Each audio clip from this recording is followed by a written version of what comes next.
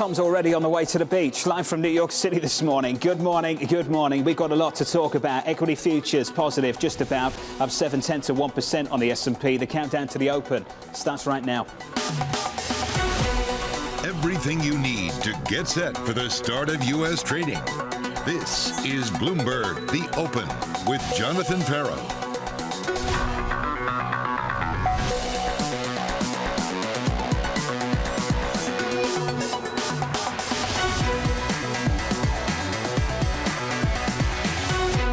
Live from New York, we begin with the big issue. It's jobs day in America and payrolls top estimates, giving the Fed the green light to keep on hiking. Mike McKee joins us around the table for more. Good morning, Mike. Good morning, John. And you got to believe that at the Fed, they really like these numbers. It keeps the soft landing narrative possibly alive. 315,000 jobs created in the month of August, 526,000 in July. So that's only a revision of negative 2,000, negative 107,000 total. That comes out of June for the most part, and that has implications for average hourly earnings. The unemployment rate rises to 3.7%, but that's a good news story as well, because it really is because we saw more people come into the labor force, not that we saw so many people losing jobs. 62.4% is now the participation rate. That's up significantly from 62.1%. The prime age participation rate has gone up to 82.8%. And John, that is the most since 2020, before the pandemic. Average hourly earnings, I mentioned, up 0.3% on the month, lower than anticipated. Keeps the annual rate at 5.2%, also helped by the fact that June was revised lower. Jobless story, I mentioned 3.7% overall for Black Americans and Hispanic Americans, 6.4% and 4.5%, slightly higher. The U6 does jump up to 7%, more people in the labor force. The household numbers, you can see there, specifically influenced by that labor force number, 786,000 people looking for jobs. And you can tell the story with one chart. And that is basically that the labor force is almost now back to where it was before the pandemic, and that is pushing up on the participation rate, and that is flattening out average hourly earnings. And that's what the Fed wants to see. If we're seeing growth and we're seeing employment strength, but we're seeing wage growth slow, then that keeps that soft landing possibility alive, as I said. Alive? But, Mike, does it change the 75 call on September 21 for this Fed? I would suggest this leaves it right where it was, somewhere in the middle. I'd be interested to see what futures price. We do have that CPI report coming on the 13th, and that will be dispositive, as they say. Mike McKee, thank you, sir. Great lineup today. It starts, as always, with Rick Reeder of BlackRock. Rick, let's get straight to it. What would you call this one? It was a good number. I mean, it gives the markets a chance to take a little bit of a sigh of relief, and the Fed a little bit of a sigh of relief.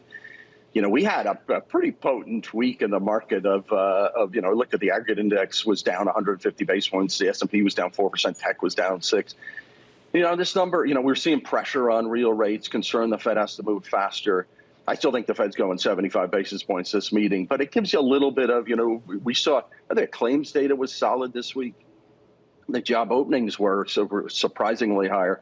Listen, the labor market's in very solid shape, particularly the service sector. And the fact that today was showing a little bit, it's coming off the boil, it's softening a bit, I think is encouraging. And it gives you a little bit of comfort that, what the markets were reacting to earlier this week, maybe a little bit more moderate. Rick, the Fed talks about the totality of the data. As you mentioned earlier this week, ISM manufacturing better than expected, jobless claims lower than expected, consumer confidence firmer than expected. Good news this week has been bad news. And Rick, do you think that's going to be the case for the time being, because this Fed wants to keep financial conditions tight? I think that's right. I mean, listen, I think the reason why this number is so important is the conditions for employment are so significant. Can you, and by the way, I don't think a soft landing is that hard a needle to land the plane on.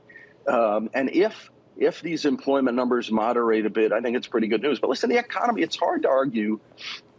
And by the way, the deep recession stuff is ridiculous. The economy is in pretty good shape, and particularly the service sector is moving along quite nicely. A good sector is coming under some slowdown, which is anticipated. And but the economy's in good shape. And when you cut across the numbers, I was looking at it again this morning. Sure. It shows an economy that's moderating, but certainly not slowing that much. Rick, you don't sound like a man carrying a lot of cash. If these are the kind of things you're thinking, that the runway for a soft landing is not that narrow, et cetera, et cetera. So what are you doing? We are sitting on a fair amount of cash. I know, but we've brought that. We talked about it. We talked about it last month on your show. We've let the line out a little bit, and have been buying. And particularly, Jonathan, one of the things that I think is quite different is now you're pricing in the front end of the yield curve. You've got almost 75. You got 65 basis points priced in for the September move, then 50, then 25. That's what I think the Fed's going to do. I think they're going to go 75, but it's priced in. The front end of the yield curve. All of a sudden, you get 3.5% in the 2-year note. By the way, put some spread on it and quality assets. The spreads are attractive in quality assets. You can get a 5 staying in high quality. So we've been doing some things about, gosh, let's start buying some quality assets in the front end of the yield curve. By the way, I think the longer end of the yield curve, not that interesting anymore. And I could see rates move higher in the long end. But boy, I think the front end's priced in an awful lot. And as long as the CPI report, as long as the inflation data continues to moderate, you look at what's happening, gas prices coming down. Boy, I think the front end, getting close to 3.5%, is the 2-year 3.5%, and with some spread. So we've been using some cash and buying some front end quality assets, and anticipate on any backups doing more of that. So Rick, where does that leave your view on the long end then? You mentioned it briefly. 325, and I've got a long list of people that I've been writing their names down who think we've seen the high of the year. Do you disagree with that? Yeah. So, I think it's hard to mark down this is the high of the year, but Jonathan, I think this is we're in a range. And if you said to me, I still think we're in the upper end of the range. If you take where inflation break-evens are for 10 years, and you look at about 2.5 and just under, and you look at, gosh, you're putting the full almost % real rate on top of that. That's pretty attractive now that you're getting to real rates, or maybe 75 basis points of real rate in 10s. That's pretty reasonable. So do I think, we're in a range? I think we're in a range. Do I think we're in the upper end of the range? I think so. I think rate volatility in the longer end of the curve will start to come down, and you can be comfortable selling some what we call high strikes, or selling significantly higher interest rate puts on significantly higher interest rates, because I think we're at the upper end of the range. But I think it's pretty hard to say we've seen the highs currently. We've worked our way through asset classes. Last month was brutal. Equities down, treasuries down, commodities down, corporate credit, high yield suffered. Spreads are back to 500 basis points, there and thereabouts on high yield. Rick, when does that start to get interesting again for you guys? So, quite frankly, I like running, a bit of a barbell in that, talked about quality assets in the front end, get some yield in the front end. Boy, if you can get 5, why take the risk, take much more risk? Why take a lot of equity risk, quite frankly, in an environment where the Fed's still tightening financial conditions? I think it's worth owning some credit. These yield levels, you look at that spread, then you put on top of where the risk-free rate is, you can get 8.5% type of yield. Boy, those are pretty good break-evens if you believe in a soft landing, which I do. So I think credit is okay. Where don't I love? I still think you got to be a little bit careful in emerging markets. I think you got to be a little bit careful in real estate related assets today, particularly residential. And, listen, Europe's in a tricky spot today when you look at that inflation data we saw this week, both across the UK and the Eurozone. So, owning some U.S. credit and particularly owning some quality assets in the front end, that strikes me as some of the more attractive places to be for now. Rick, can we just wrap this up with just one question and revisit the conversation we had a couple of minutes ago? You believe in a soft landing, but you're carrying a lot of cash. Mm-hmm. Rick, why is that? Why are you still suggesting to people that they do the same? So I am suggesting people do the same because the Fed's tightening financial conditions, and they can continue. This number, was a little bit softer, but boy, I don't think it changed the paradigm of we can go 75. By the way, they're trending liquidity. You'll see more of that play out in September. You got a lot of supply coming to the markets as the markets quote unquote reopen in September. So boy, I don't think the opportunity set has yet presented itself in full yet. So listen, I still think vol is going to be high in the markets. Yep. And I think the risks that we still trend down, particularly down the cap stack in places like equity. So I still think holding some. And by the way, you can hold some cash and own some front end assets and still carry pretty well through a time where the Fed's still moving. And by the way, not just the Fed. The ECB is moving. The UK is moving. So I think there's a point in time. If you can get enough carry and some yield in a portfolio without taking a lot of risk, why not? Hey, Rick, just awesome. Your buddy Jeff Rosenberg was on the show about 20 minutes ago. He was in shorts. He was already going to the beach, I think, as soon as that interview ended. Go catch him up. Rick Reeder, thank you, sir, as always. Thank you. It's good to see you, buddy. Futures up 8 or 9/10% on the S&P 500. We're bouncing back here. Let's continue the conversation, extend things with Crossmark's Victoria Fernandez, Jim Bianco of Bianco Research. Hey, Victoria, good to catch up with you. Walk me through it. Your take on the jobs report 40 minutes ago. Yeah, well, Jonathan, I mean, I think when we look at it, the market is pleased with the number. It wasn't too hot of a number. I mean, there was the expectation that we could get a lot more. Look at St. Louis Fed. They were saying maybe north of 500 on the number. So I think the market is relaxing a little bit. We had a quick knee-jerk reaction higher. We've seen that come back. We've seen yields move a little bit. I think this tells us that they really don't have an answer to the September meeting. Maybe people thought they would get it here, but I don't think we do. So they're continuing to see 50, maybe 75 basis points at the meeting. I think the most important component, Jonathan, of this is the participation rate. And Mike was talking about it earlier. You know, the Fed wants to see the labor market weaken, but we don't have to do it by destroying jobs. We can do it by bringing more people into the labor force. And I think this was a good start to seeing that happen. I think we need to watch that. That will control wages. That's going to be a big component of that sticky inflation. So we need to continue the trend with that. Jim, what do you think? Yeah, I'd agree with most of what Victoria said. And what I'd add is, last week we got an 8-minute speech, and Chairman Powell was very emphatic at Jackson Hole that they were going to fight inflation. This number shouldn't really change that. It's not going to change it either way.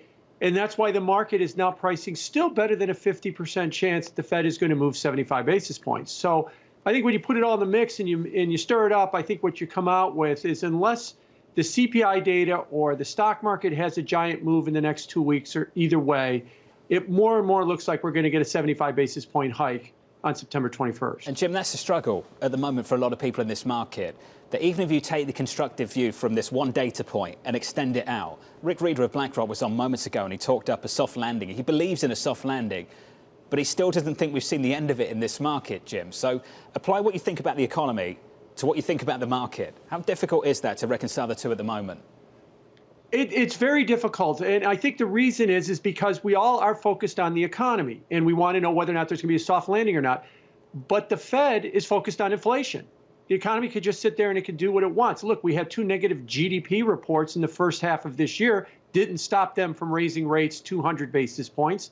So I think really what we've got to do is we've got to pivot away from the economy, focus on the inflation story. And the Fed is committed to raising rates till we get to 2%. That's not happening for a long time.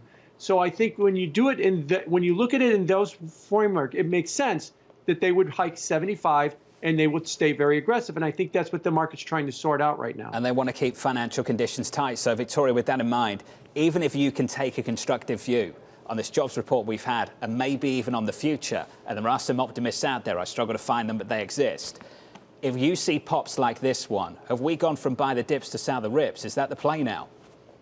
Well, I'm not sure that that's the play at this point. I mean, we've got the inflation numbers coming out in a couple weeks, and to me, that's going to be key, probably more important than the jobs report that we have now. The Fed is going to be watching that. And look, you've got an economy that has some strength. If you take everything else out about what the Fed is doing, and you look at an ISM where you've got new orders and employment moving higher, you have supply side constraints diminishing, you've got an unemployment rate at 3.7%, nothing there tells us that we're in a deep economic concern or recession is imminent. So I think you need to balance your portfolio with that. Find those names, those quality names that have good earnings, add them to your portfolio on down days. I don't think there's anything wrong with that, but you can still take a little bit of a defensive position with some healthcare names or with some staple names like we're doing. But I think you still need to be in the market because the economy is still strong. Victoria, Jim, sticking with us. Let's see if this move sticks. We're fading at the front end. We're down about 6 basis points to, let's call it 344. Blasting higher on equities. Equity futures up by about 0.8% on the Nasdaq, up by 0.75%. It's a difficult moment. The Fed's told you it wants tight financial conditions. We all know we've gone from a Fed put to a Fed call. Will that keep a lid on things? We'll find out by the end of the close, I guess. Let's get you some movers going into the open. Here's Abby. Well, John, on this Goldilocks jobs report, we, of course, have yields, as you were just mentioning, coming in. That's helping out big tech. Apple, which ahead of the report had basically been flat, is now popping sharply higher, up 1.1%. Broadcom, the chip maker, also higher. It's not just this report, though. They put up a good quarter. They also gave a strong forecast. So a nice reprieve in terms of other chip makers struggling. Their bookings were strong. Lululemon up nearly 11%, a big beat. They boosted their outlook. It looks like there's a lot of brand loyalty there despite the inflation picture. And then finally, rounding it out, oil, of course, rebounding. Occidental Petroleum outperforming, up 3.2%. Of course, Warren Buffett's Berkshire Hathaway owns 20%, so Occidental Petroleum tends to outperform the energy complex, a very strong mover on the day, John. Abby, thank you. Coming up, global bonds falling into their first bear market in a generation. This is about global interest rates. The fact that we've had a big move in bonds, in gilts, you name it, the global bond market is repricing higher. That conversation up next.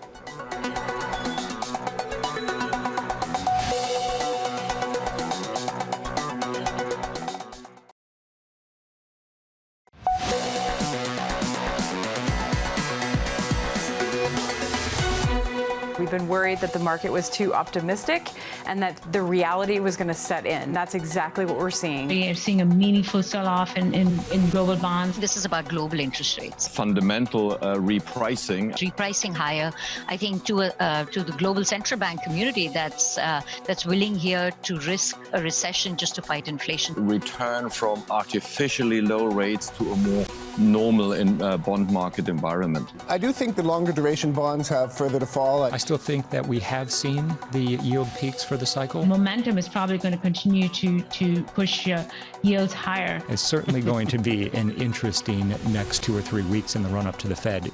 It's been fascinating. We've said that more than once. Global bonds now falling into a bear market, falling more than 20% from their 21 highs, with central banks doubling down on their commitment to tame inflation. Taylor Riggs with us for more. Hi, Taylor. John, you know the math. Bond price down, yields higher. That has been the name of the game, and we finally get it when you take a look at sort of the global bond market. That terminal chart there about really falling now about 20% from the latest peak, as you can see. I wanted to focus on the U.S. as well because it has been sort of a huge movement on the front end of the yield curve. In the last month, 2-year yields are up 43 basis points to starting to get closer to that 350 level, the highest since 2007, as we've talked about. And then further out on the yield curve, I'll point you down to the bottom of the screen on a 30-year yield that still manages to rise 37 basis points. So this feeling of more hikes on the front end, slowing growth on the long end isn't actually playing out. We're really seeing almost a parallel yield curve shift all across the curve.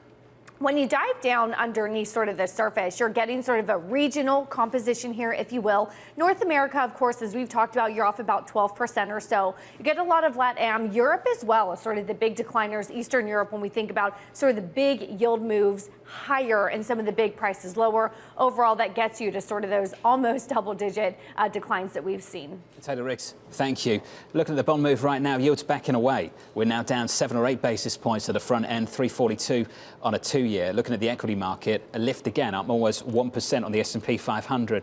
Mohammed Al-Arian weighing in on Twitter and saying the following: something for everyone in the jobs report today. He goes on to say the economic outlook benefits from continued solid job creation and higher labour force participation. The Fed will welcome muted wage growth and the uptick in unemployment. Markets will see this as warranting diminished hard landing concerns. Connor Senna, Bloomberg Opinion, also out on Twitter right now. He says the following: we're a soft CPI report away from markets saying Jackson Hole and Kashkari on Odd Lots, the podcast hosted by Tracy Alloway and Joe Weisenthal here at Bloomberg, was peak hawkishness. I want to get to Jim Bianco on that. Jim, we made the mistake earlier this summer saying peak hawkishness, Fed pivot. Are we at risk of making the same mistake again? Yes, we are, unfortunately. I know a lot of people are having a hard time understanding what I said earlier. Fed is looking at inflation, the economy. And as long as the inflation numbers stay high, and high is defined as anything over 4%, they're just going to keep going. And they couldn't be possibly more clear. And you're right, Neil Kashkari saying he was happy to see the stock market sell off as hard as it did. They're not going to crumble on one week CPI report in 2 weeks. If they did, they blow all their credibility. So I know that this has been the story of this year, is the Fed talks hawkish, we say they don't really mean it, and then we're surprised when they do mean it. And unfortunately, that song continues. Victoria, why do you think we're struggling so hard, so much, to internalize that message that Jim just conveyed? Yeah, well, I think there's been a lot of credibility issues around the Fed for the whole year. And so now that they come out and they say, no, really, this time we're telling you the truth. This is what we're going to do. We're going to keep our foot on the gas. We're going to continue to raise rates. We're going to get to that terminal rate of 3.75, 4%. Mester, I think, even wants to go higher than 4%. I think it's hard for the market to believe that when they're seeing things like commodity prices come down, when they're seeing supply side constraints start to ease. So it's hard for them to put the two together along with a stronger economy. But I'm with Jim. I mean, look, when we were having client calls at the end of the last quarter, we kept saying, don't believe the story of the pivot. They're not going to pivot. They are going to continue to raise rates. And so we think people need to adjust to that story and believe that they're going to do that. Can they do that elusive soft landing? I think they can because of the strength of the economy, because of the labor market, because of the consumer balance sheets. We have the ability to do that. But I think we need to believe the Fed, and people are having a hard time doing that right now. A super difficult time, and it raises questions about the sustainability, the durability of the bounce on my screen right now. Victoria Fernandez, Jim Bianco will stick with us through the opening bell. We come down about another basis point at the front end. We're down about 9 basis points to 341 on a 2-year. In the last 24 hours, we've pushed through 350. We've backed away now. As we back away at the front end of the yield curve, equities have a pop, up more than 1% on the S&P 500. Coming up in the morning calls, and later, Bank of America's Mike Gapin joins us at the opening bell. Plus, we'll hear from Labour Secretary Marty Walsh on the jobs report. Looking forward to the view from the White House in the second half of the programme. From New York, this is Bloomberg.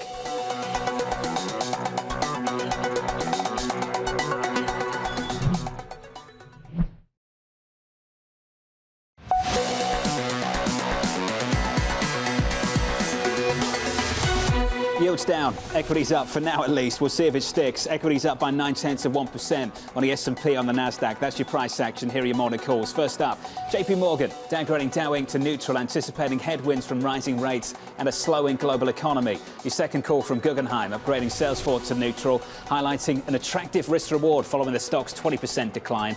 And finally, Piper Sandler raising its Tesla price target up to $360, expecting higher prices and improving supply chains to drive shares higher. We're positive there, 1.71%. Coming up, Bank of America's Mike Gapin at the opening bell on why he thinks we still get a hard landing and not a soft one. Plus, the view from the White House. US Labour Secretary Marty Walsh reacting to the payrolls report from the White House. That conversation just around the corner. Live from New York City with futures up 0.9%. Your cash open next.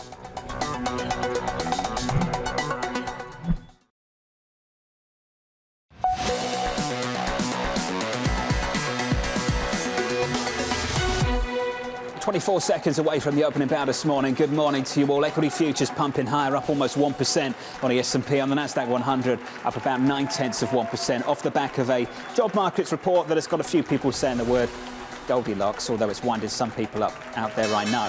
But off the back of that, yields down at the front end, support in equities for now. That's the opening bell. Switch at the board and check out the bond market. Yields on a 10-year shaping up as follows: down 3 basis points on a 10-year to 322.34. If you check out the front end of the yield curve on a 2-year, we're down 8 or 9 basis points to 341. Bit of dollar weakness out there against the euro through much of the session. Euro dollar positive 0.6%, just above parity. Going into next week, the ECB on deck. They're still looking at 75 and potentially tightening into a recession.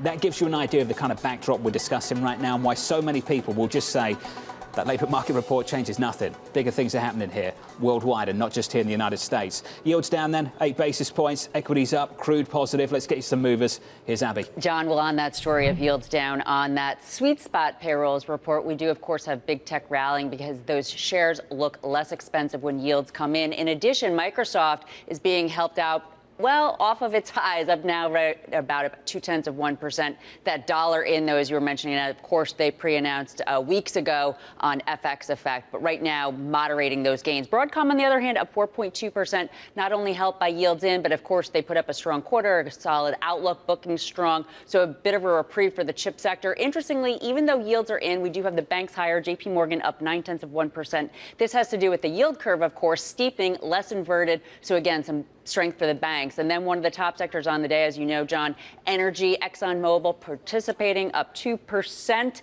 In line with oil's gain. And again, energy is right now the second best sector on the day. Abby, thank you. Everybody weighing in on this one, including 22V's Dennis Duboucher. He says the following. This is a positive for risk assets on the day as it reduces the odds the Fed has to push rate hike expectations even higher. That being said, demand appears too strong still for the Fed. That limits the upside on this number. Taylor Riggs has more. Hey, Taylor. Hey, John, and like you said, sort of the risk on asset that you see on an intraday basis, that, of course, really being confirmed in the note that you read. You have equities higher, yields are falling, dollars weaker. So maybe that's sort of an interesting change of a market, maybe not believing a lot of that hawkish rhetoric. I think what is so interesting, if we take a step back and think about where we were around June 14, we've gotten those 275, so that gives us 150 basis points. You have a 2-year yield, though, John. You're only up 7 basis points. Spreads are up a little bit, but only 17 basis points, and an equity market that's rebounding. So is this sort of the delayed effect of a Federal Reserve where we're not quite seeing the tightening yet? Will we not get that till Q4? Is this a Fed that has to go more because the market isn't giving the kind of reaction that typically we'd like to see? That's certainly something that we're going to be diving into and digesting in the closing bell, too. And there's the promo for this afternoon. That's the fee for Taylor Riggs. Taylor, we appreciate it. Looking forward to the close a little bit later. As you all get ready for your long weekend, we caught up with BlackRock's Jeff Rosenberg. Truly, he was wearing shorts and he was ready to go to the beach after the payrolls report. This is what Jeff had to say before he headed to the exit. Take a listen. What does the report signal about any kind of inflation look through? And I think the labor force participation rate number is really the key takeaway that is the most interesting piece. That's the one takeaway I would have from this report that I think is important is the look through to inflation. Pleased to say that with us now is Mike Gapen of Bank of America. Mike, great to have you with us, sir. Let's start straight off the top with the jobs report from now 60 minutes ago. Your thoughts on it? So I agree with Jeff. First of all, I'm not in shorts. You can see I'm in the office. I agree. The key statistic here is that labor force participation rate number. What I think it does is it opens the door for the Fed to slow the pace of rate hikes beginning in September. And then I think you have to balance that with there's enough overall momentum in the economy to say this may not change where the Fed ends up, but it probably reduces the risk of another large rate hike in September. So I think the combination of that bounce in participation, softer average hourly earnings, as well as a tick lower in hours, it signals that some of the tightness in the labor market may be ebbing. Mike, what's more important here, though? What they do in September or the fact they've communicated that once they do start to pause, they're going to be holding for a long, long time? No, the latter. And that's clearly, again, I don't think this report changes where they want to end up or where they anticipate ending up. But it does, I think, mean we can get there in a path of rate hikes that are more a combination of 25s and 50s than, say, 75s or even risking a larger 100 basis point hike. So that's really all that I'm suggesting here, is that it opens the door to a slower pace of hikes. So the key statistic in my mind is the labor force itself. The size of the labor force for the first time has now risen above pre-pandemic levels. That has to give them at least a little comfort and suggest that maybe the labor market isn't quite as off balance as they thought. What does it mean for your hard landing call? Look, I'm still of the view that at the end of this, you're likely to get something that's more of a hard landing than a soft landing. Soft landings are hard to achieve. History says Fed tightening typically comes with some slowdown. And it's just my view that the unemployment rate needs to rise more than just a few tenths in order to help bring overall inflation lower. So I'm still in the mild recession camp, despite that this is a report that kind of goes against that view, at least in the short run. So my overall outlook hasn't changed. It's just I think it reduces the odds of a large rate hike in September, which provides some comfort on the margin. Mike, what's the character of that hard landing? What is the character of it? We've got unemployment right now at 3.7% off the back of that higher than expected participation rate. And the Fed has got unemployment at 3.7% year end and at 3.9% year end 2023 and at 4.1% in 2024. Do you think they're too optimistic? Yes, I do. So I would say the character is more like at least a percentage point and a half rise in the unemployment rate. So that would qualify as some pain and some softening in labor market conditions, to use Chair Powell's term. But by historical standards, that would be an unemployment rate that's still around 5%, maybe a little below, which is low by historical standards, and why I would call it a mild recession in that case. So yes, is it possible to get a soft landing? Sure. And the quickest way to a soft landing would be a big, large rebound in labor supply, what this report suggested. But will it continue? I suspect the Fed has more work to do and needs to moderate overall demand, and that's going to involve more pain in labor markets. And they clearly think that too. Final word, Mike. September 13th, CPI. What are you and the team looking for? A kind of a repeat of last month, where energy prices provide a break at the headline, and some indication that these big durables goods prices like used cars are indeed softening. So some of the incoming data there suggests we should get help both in some reversal in prices of large durable items like used cars, new cars, household furnishings, and then gasoline prices giving us some relief at the headline. Mike Apin of Bank of America. Mike, great to catch up. Thanks for being with us, sir. Enjoy the long weekend stateside. Victoria and Jim back with us for a final thought. Jim, you and I have gone back and forth over the last few months, and you know the theme I want to pick up on, the new consensus. Last year it was transitory. This year, you've heard it a million times, we all have. It's short and shallow. We'll get a recession, but short and shallow. Are you pushing back against that? Yeah, I think so. I'm going to agree with Michael that the history shows that the Fed, a soft landing is what we call it before it becomes a harder landing. For the Fed to bring this plane in a soft landing would be extraordinary, especially given the volatility that we've seen in inflation. All the signs would point towards something to be a little bit more difficult than we're all hoping. Today's employment report was a good step towards a soft landing, but it's only just one report. Victoria, your take on the same thing?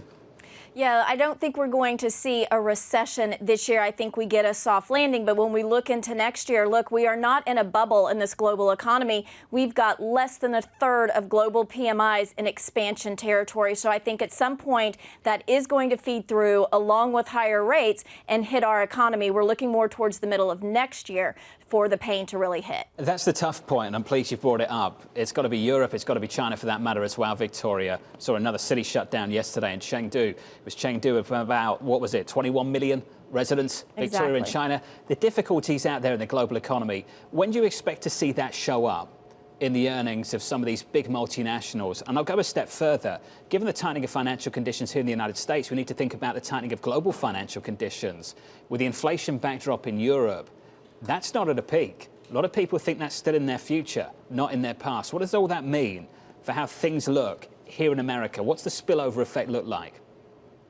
Yeah, I think you're looking into next year, and you've got to think when you look at the energy concerns that are in Europe. I mean, Europe is about 24% of our exports. They're not going to be able to have high demand there. And you look at China and they're exporting. They're not going to be able to do that either with a lot of their factory shutdowns that they're seeing. So as global demand declines over the next 9 to 12 months, obviously that's going to have to flow through to us. And that's where we see more of the concern. Not this year. We will have a small growth recession. That's okay. The economy's strong enough to handle it. But you let higher rates feed through for another 9 months. You let the rest of the economy do that. You see spreads start to widen on corporate credit here because of earnings, and then overseas. That's where you're going to have the pain come in. And I think you're looking middle of next year for that. Victoria, great to catch up. Thanks for being with us. Victoria Fernandez here with us in New York. To Jim Bianco, thank you to you as well, sir. After the jobs report from about an hour and 10 minutes ago, looking ahead to the long weekend. Enjoy the long weekend. Coming up, the payrolls report, giving the Fed just enough fuel.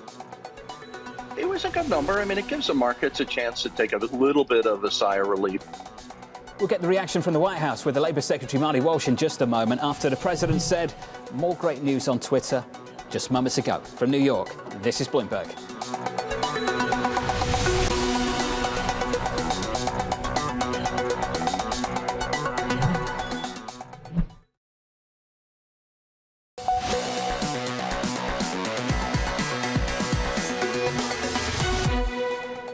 Live from New York City, I'm Jonathan Ferro. For our audience worldwide, This is the open with equities looking like this. We're positive 0.4% on the S&P 500. On the Nasdaq 100, up a little more than 0.1%, close to 0.2% higher.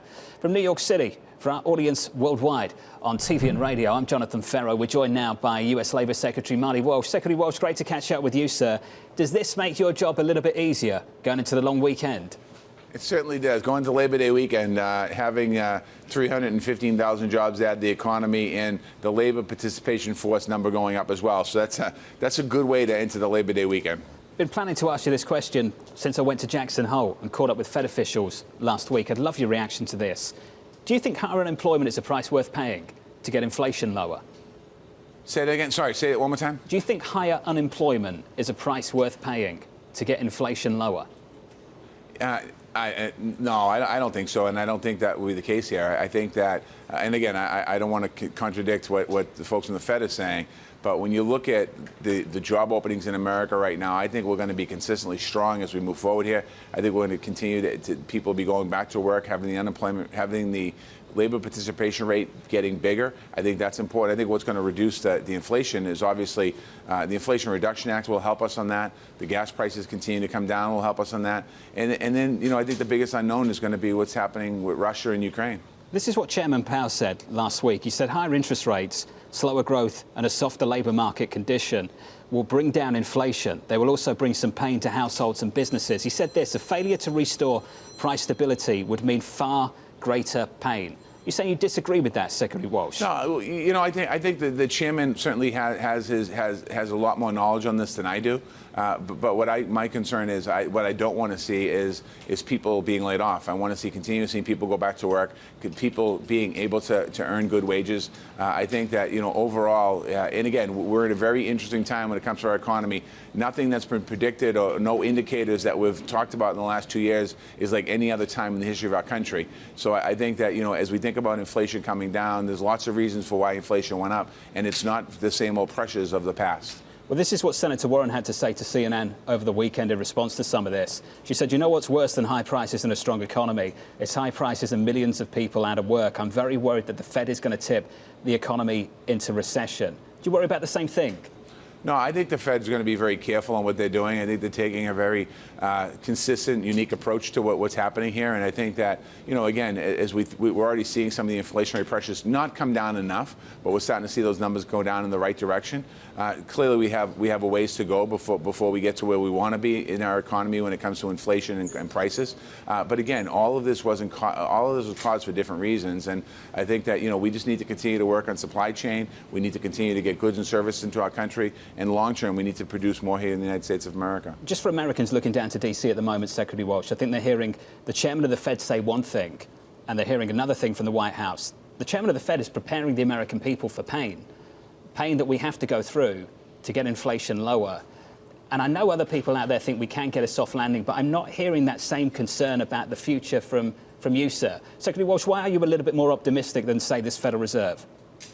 Because we have a strong economy, and the president has laid down some really good foundation here for the future of what we're doing here in America. The infrastructure bill. I mean, I take a different approach to this as a former mayor of the city. I think about how do I grow my city. It's by investing in infrastructure. It's about creating more housing. The housing obviously is a little slow right now in the United States being built, but I think there's different reasons for that.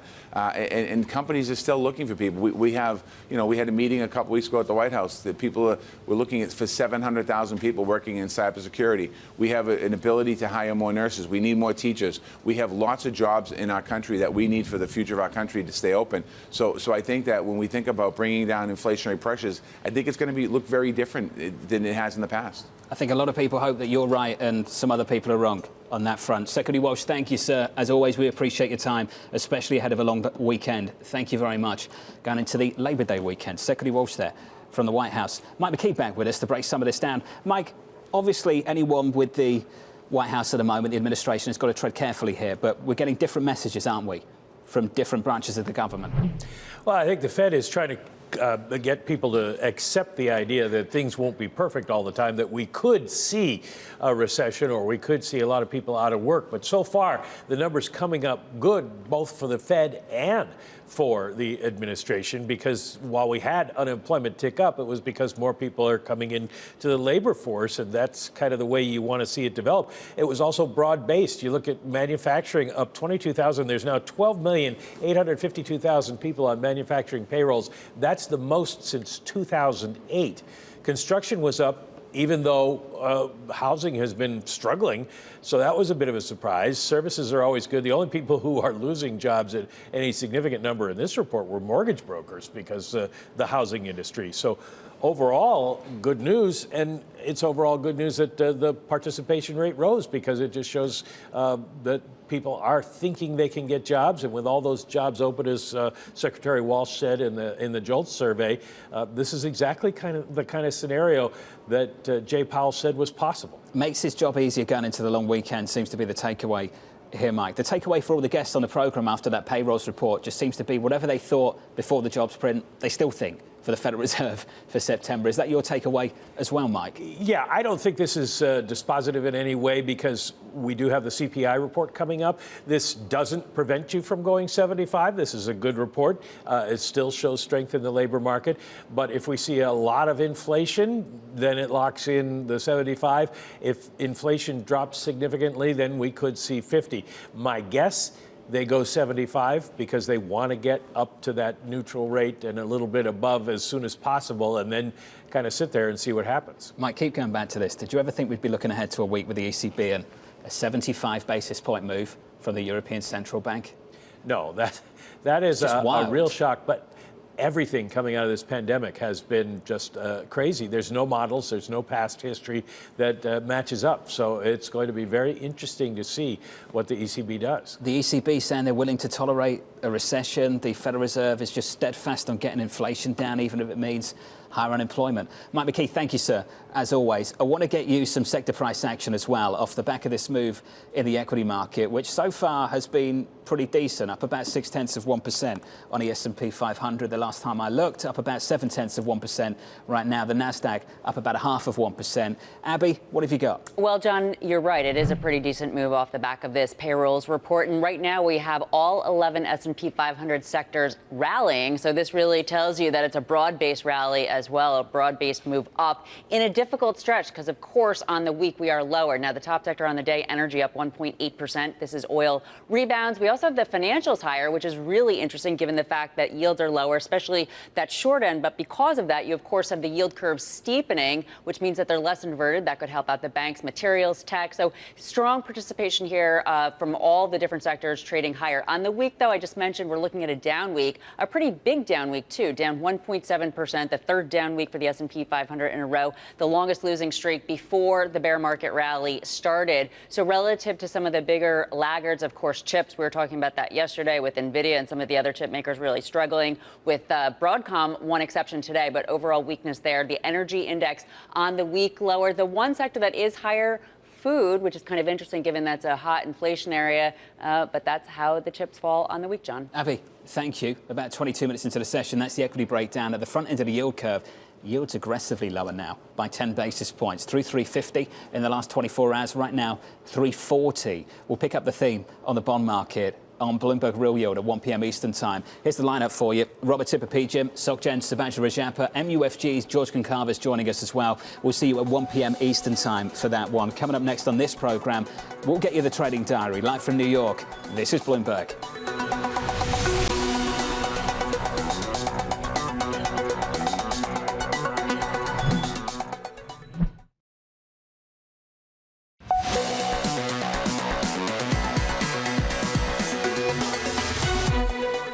I still think the Fed's going 75 basis points this meeting. The reason why this number is so important is the conditions for employment are so significant. The economy's in good shape. And when you cut across the numbers, I was looking at it again this morning, it shows an economy that's moderating, but certainly not slowing that much. Rick Reeder at BlackRock just 50 minutes or so ago, off the back of the jobs report, equities firmer up 0.5%. Will it stick on the NASDAQ? Up about 0.4%. The bigger move is in the bond market, the front end of the curve. Just that Fed angst cooling just a little bit for now. I stress for now. Yields back in 10 basis points on a 2-year. Back to sub 340 at 339.76 after going through 350 in the last 24 hours or so. That's the price action. Here's your trading diary. Durable goods and factory orders at the top of the hour. President Biden speaking at 11 a.m. Eastern time. Then looking ahead to next week. Markets closed on Monday for Labor Day. US PMIs on Tuesday. Finally, remarks from Fed Chair Jay Powell on Thursday.